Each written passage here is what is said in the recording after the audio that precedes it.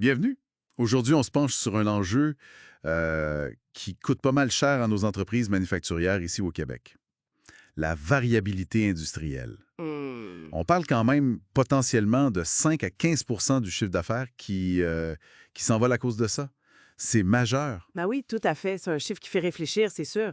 Puis c'est souvent un irritant important dans les usines. C'est un vrai casse-tête, pas toujours simple à cerner ou à maîtriser. Justement. Et l'idée aujourd'hui, c'est de décortiquer un peu ça. On a une analyse qui regarde les défis, mais aussi les pistes de solutions. Oui, Fait on veut comprendre d'où ça vient, cette variabilité, puis surtout comment on peut mieux la gérer au quotidien. Pour commencer simple, la variabilité en prod. C'est quoi au juste? ben, ben, essentiellement, là, ce sont tous les écarts. L'instabilité, tu sais, qu'on peut retrouver dans les processus. OK. Ça se manifeste de plein de façons. La qualité d'un produit qui change d'un lot à l'autre, par exemple. Mhm.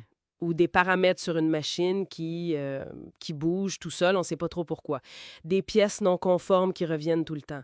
Ou ce besoin continuel, comme tu disais, de gosser avec les ajustements machine. Ouais, OK, je vois. Puis quand on cherche d'où ça vient, ces fluctuations-là, par où on commence? C'est quoi les suspects numéro un? Souvent, le point de départ, c'est la matière première. Ah oui. Oui.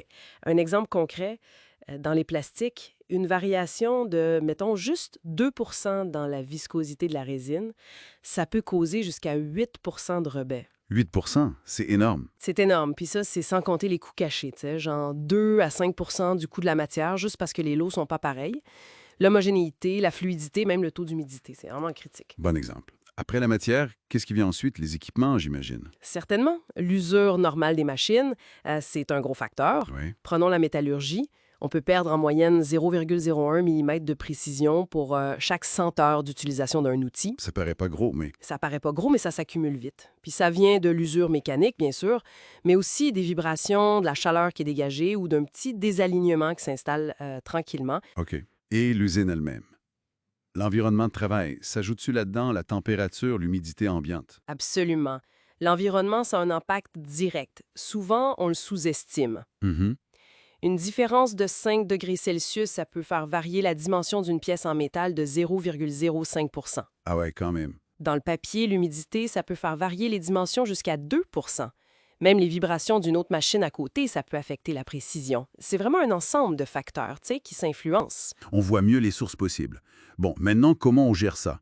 C'est quoi les stratégies efficaces pour reprendre le contrôle? La première étape, c'est la prévention. Ça veut dire définir ce qu'on appelle une zone de contrôle acceptable, une ZCA, pour chaque paramètre important. ZCA, OK. L'idée, c'est de trouver le bon équilibre, tu sais, entre ce que le client demande, ce que nos machines peuvent vraiment faire de façon stable, puis ce qui est rentable.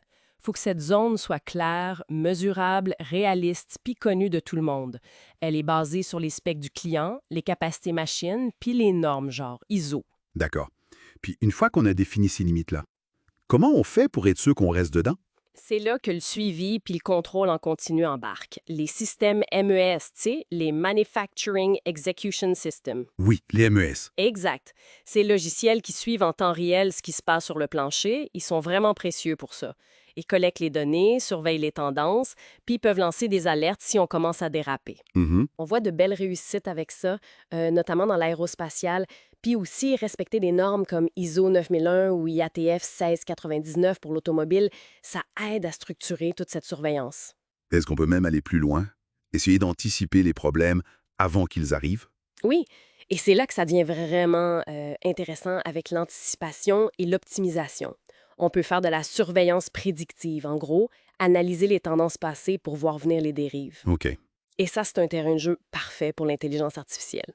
Ah, l'IA. Comment ça nous aide concrètement, l'IA, pour prévenir ces variations? L'IA, avec le machine learning, elle peut analyser des quantités énormes de données de production. Elle va trouver des micro-variations ou des combinaisons de facteurs qu'un humain ne verrait jamais, tu sais, D'accord. avant que ça arrive. Wow. Fait que ça permet non seulement d'éviter les rebuts, mais aussi d'optimiser plein d'affaires en même temps. La qualité, la consommation de matière, l'énergie, le temps de cycle. Trouver le sweet spot, le réglage optimal global. C'est fascinant de voir ce potentiel-là. Tout ça, ultimement, ça vise à réduire les coûts, c'est sûr. On parlait de 5 à 15 du chiffre d'affaires au début. Ça se traduit comment en coûts concrets? T'as les coûts directs, ceux qu'on voit facilement. Les rebuts, les retouches, ça peut manger 3 à 8 du coût de production. La surconsommation de matières premières, pour compenser, ça ajoute un ordre 2 à 5 aux achats. Puis les arrêts machines non planifiés, ça peut être 5 à 15 du temps machine perdu. C'est de la capacité de production en moins. Et j'imagine qu'il y a des coûts plus cachés, moins évidents. Exactement.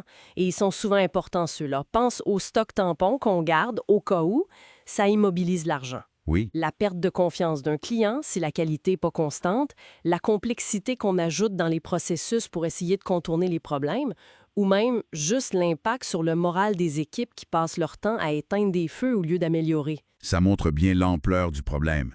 En résumé, maîtriser la variabilité, c'est pas juste technique, là.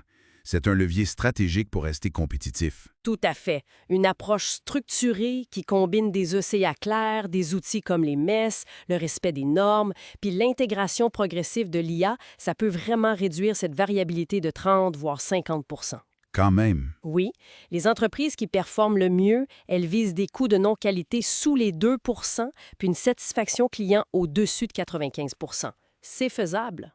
Très éclairant tout ça. Et ça nous laisse peut-être avec une question pour la suite. En voyant la vitesse à laquelle l'intelligence artificielle s'intègre partout, quel sera le véritable coût, à long terme, pour les manufacturiers qui vont tarder à adopter ces outils prédictifs pour mieux gérer leur variabilité? Ça donne à réfléchir.